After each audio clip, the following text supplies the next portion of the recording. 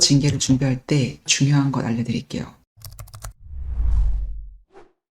첫째는 징계 기록을 확보하는 거고요. 둘째는 나의 입장을 문서로 정리하는 거예요.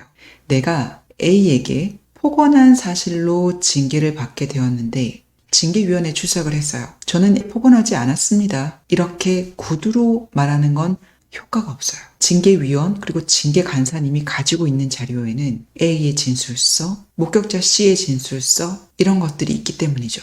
그런 내용들을 보지 못한 상태에서 위원회에 출석을 하고 내 입장만 주장하는 건 설득력이 없어요. 그래서 징계 기록을 확보해서 누가 어떤 말을 했는지 봐야 돼요. 그걸 보고 분석해서 왜 이들의 진술이 사실이 아닌지를 설명해야 설득력이 있게 됩니다.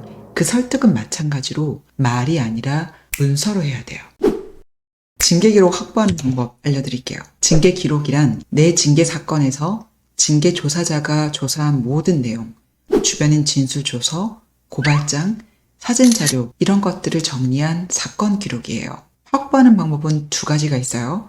첫째는 징계 기록 열람 등사 신청을 하는 거고요. 두 번째는 정보 공개 청구를 하는 거예요. 정보 공개 청구하는 것을 알려드릴게요. 인터넷 구글 창을 띄울 거예요.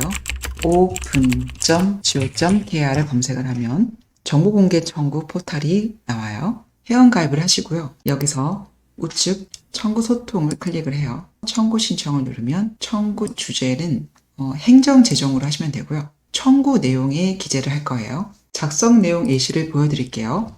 징계 기록 정보 공개 청구. 본인의 이름을 쓰세요. 보병사단에서 징계 예정인 홍길동 본번 12-34567에 대한 징계 사건 기록 목록 및 기록 필체 사유 징계위원회 출석 전 본인의 방어권을 행사하기 위함입니다. 이렇게 기재를 하시고요. 청구 기간에 기간 찾기 클릭. 여기서 기간은 국방부를 검색하시면 돼요. 국방부 예하 기간은 검색이 되지 않아요. 국방부를 선택을 하고 확인을 누릅니다. 그리고 공개 방법은 전자파일로 정보통신망으로 하시고요. 청구 버튼을 클릭하면 청구 신청하시겠습니까? 확인을 누르면 돼요.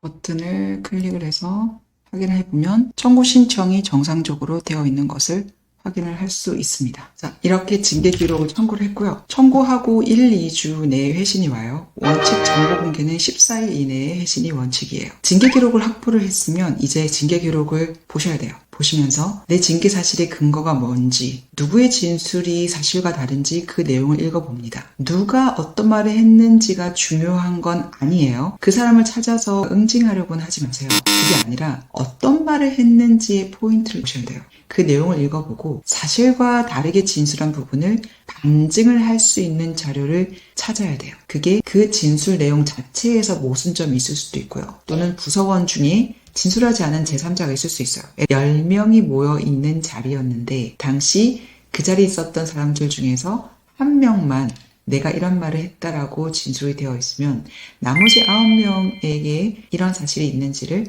확인을 해볼 수 있잖아요. 그런 자료를 확보를 하는 겁니다. 그래서 출석 요구서를 받고 그냥 출석을 해서 내 이야기만 하는 것은 설득력이 없죠. 그들이 가지고 있는 자료, 징계간사 그리고 징계위원들이 가지고 있게 될 그 자료를 먼저 보고 반론을 준비를 하는 게 기본 중의 기본이에요. 그래서 다시 한 번 더 가장 중요한 건 징계 기록을 확보하는 거예요.